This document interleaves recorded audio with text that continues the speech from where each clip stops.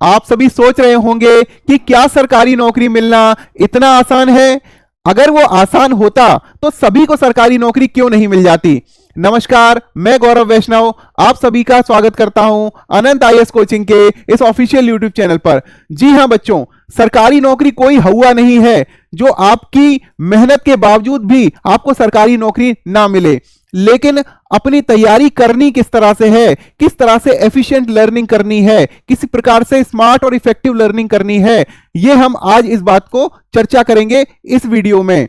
तो 5 कौन सी आदतें हैं जिनमें से बदलाव करके, जिन्हें अपनाकर हमें सफलता मिल सकती है, और साथ में चर्चा करेंगे कि एफिशिएंट लर्निंग का क्या तरीका है एफिशिएंटली पढ़ने का, और पढ़ते समय हमें क्या नहीं करना है। 90% लोग पढ़ाई के बारे में, प्रेपरेशन के अच्छे तरीके के बारे में क्या नहीं जानते। बहुत सारे एस्पायरेंट ऐसे होते हैं कि जब वो तैयारी करते हैं तो उनको पढ़ने का सही तरीका पता नहीं होता है, और जब उन्हें पढ़ने का सही तरीका मतलब असफलताओं के बाद धीरे धीरे पता चलता है, तब तक उनकी तैयारी की उम्र निकल चुकी होती है। तो आज हम चर्चा करेंगे कि आप सभी को तैयारी की उम्र रहते ही सिलेक्शन किस प्रकार से दिलाना है। तो कौन सी वो 5 आदतें हैं, उस पर चर्चा हम कर लेते हैं। देखिए बच्चों, regular study, notes making, physical exercise, mind maps और सेल्फ स्टडी एट होम, ये वो 5 बातें हैं जिनको अपनाकर आपका सिलेक्शन बड़ी ही आसानी से और थोड़ी सी लर्निंग से पूरा हो सकता है। अब हम बात करेंगे रेगुलर स्टडी की। देखिए बच्चों, मैं आपसे ये नहीं कहूंगा कि आप डेली 15 घंटे पढ़िए, वो इफेक्टिव भी नहीं है। इफेक्टिव है 4-5 घंटे नियमित रूप से पढ़ना और अपनी ब्रेन की कैपेसिटी का फुली यूटिलाइजेशन करना। For optimum utilization of your brain memory आपको रेगुलर पढ़ना पड़ेगा। और देखिए 8-9 घंटे मैक्सिमम पढ़ने के बाद किसी भी व्यक्ति का जो है मन ऊब जाता है और उसके दिमाग में स्टोरेज की कैपेसिटी एक तरह से क्षीण हो जाती है। तो जो भी व्यक्ति आपसे कहते हैं कि मैं 15 घंटे 20 घंटे पढ़ता हूं, वो पढ़ते भले ही हों, किताबों में आंखें गड़ाए भले ही बैठे रहे हों, लेकिन वो लर्निंग बिल्कुल भी एफिशिएंट नहीं होगी।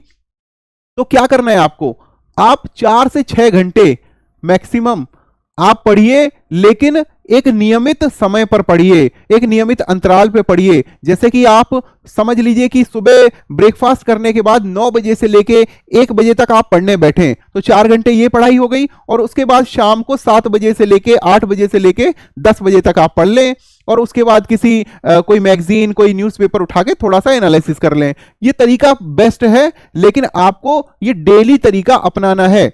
मान लीजिए कि आज आप किसी मूवी देखने चले गए, कल को किसी आप पार्टी में चले गए, और आपने सोचा कि चलो आज का 4 घंटे, कल का 4 घंटे, परसों हम 12 घंटे पढ़ लेंगे।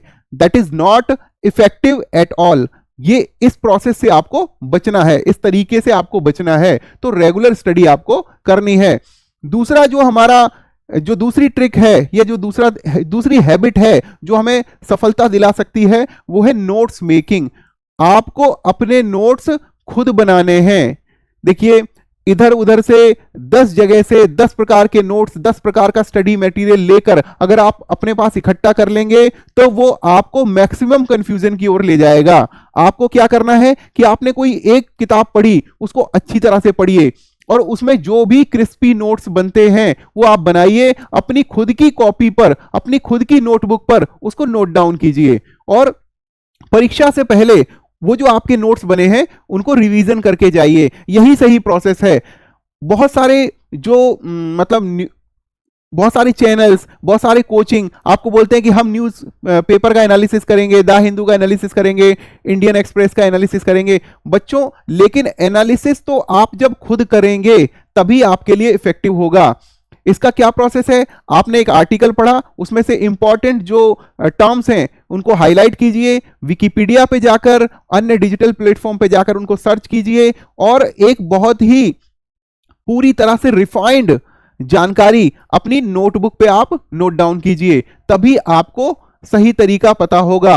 और देख लीजिए, आपने दृश्यम मूवी देखी होगी, दृश्यम मूवी से हमें यह पता चला, या फिर ये बात तो जग जाहिर है कि जो हम देखते हैं, जब आप अपनी किताब पर अपनी नोटबुक पर जब नोट्स लिख रहे होंगे तो एक एक अक्षर आपके सबकॉन्शियस माइंड में छप जाएगा, और यही तरीका देर तक, लंबे समय तक याद करने के लिए इफेक्टिव होता है। द थर्ड वन इज, आपको फिजिकल एक्सरसाइज जरूर करनी है। आपको 1 घंटा, 1.5 घंटा, आधे घंटे रनिंग करने जाना है, एक्सरसाइज करनी है, एरोबिक्स करनी है, क्योंकि बच्चों जब आपकी बॉडी से टॉक्सिक्स बाहर जाते हैं और पसीने के द्वारा आपके शरीर से अपशिष्ट बाहर जाते हैं, तो आप एक तरह से आपकी बॉडी रिफ्रेश हो जाती है। और आपने सुना होगा कि एक स्वस्थ शरीर के अंदर एक स्वस्थ मस्तिष्क का वास होता है। तो इस तरीके से आपको फिजिकल एक्सरसाइज भी जरूर करनी है, तो आपको, ताकि आपकी जो लर्निंग हो वो एफिशिएंट रहे। माइंड मैप्स, जो भी आपने पढ़ा उसको केवल रट्टू तोतों की तरह रट नहीं लेना है, उसको क्या करना है, डायमेंशंस, उसके डिफरेंट डिफरेंट डायमेंशंस आपको सोचने हैं।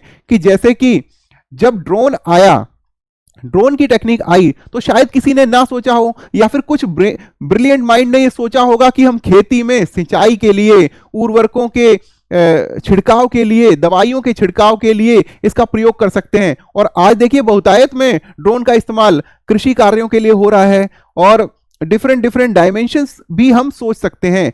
ऐसे ही अगर मान लीजिए कि आप इकोनॉमिक्स में कोई टॉपिक पढ़ रहे हैं, और तो आप वहां पर पढ़िए कि डिमांड एंड सप्लाई आपने पढ़ लिया, लेकिन डिमांड एंड सप्लाई को आपको प्रैक्टिकली भी अपने दिमाग में सोचना पड़ेगा कि कैसे डिमांड एंड सप्लाई काम करती है, कैसे एक ह्यूमन रिसोर्स एक ह्यूमन कैपिटल में कन्वर्ट होता है। ये सभी प्रोसेस, ये सभी डायमेंशन आपको सोचने पड़ेंगे, और एक माइंड मैप अपने दिमाग में क्रिएट करना पड़ेगा। और पांचवा, लास्ट बट नॉट लीस्ट, और सबसे इंपॉर्टेंट, कि आपको सेल्फ स्टडी करनी है। ज्यादा जोर अपनी सेल्फ स्टडी पर दीजिए, क्योंकि ज्यादातर बच्चे बहुत सारे रिसोर्सेज, बहुत सारे टीचर्स से पढ़कर कंफ्यूज होते हैं।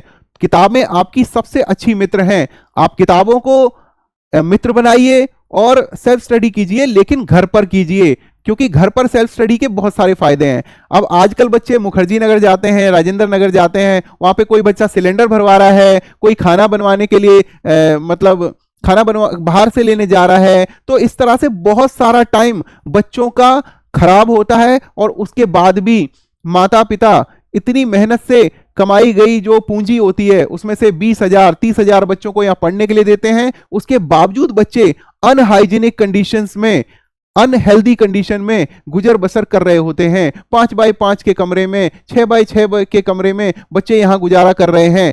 और इस प्रकार की अनहेल्दी कंडीशंस अगर बहुत देर तक एक्सटेंड हो जाएं, तो वो कोई ना कोई जो शारीरिक परेशानी भी हो सकती है। और आपने देखा ही होगा कि अभी शायद राजेंद्र नगर में कहीं पे बेसमेंट में बच्चों के मरने की भी खबर आई थी पानी भरने की वजह से। तो ऐसी अनहाइजीनिक, अनहेल्दी और डेंजरस कंडीशंस से बचने के लिए आप अपने घर पर ही तैयारी करें,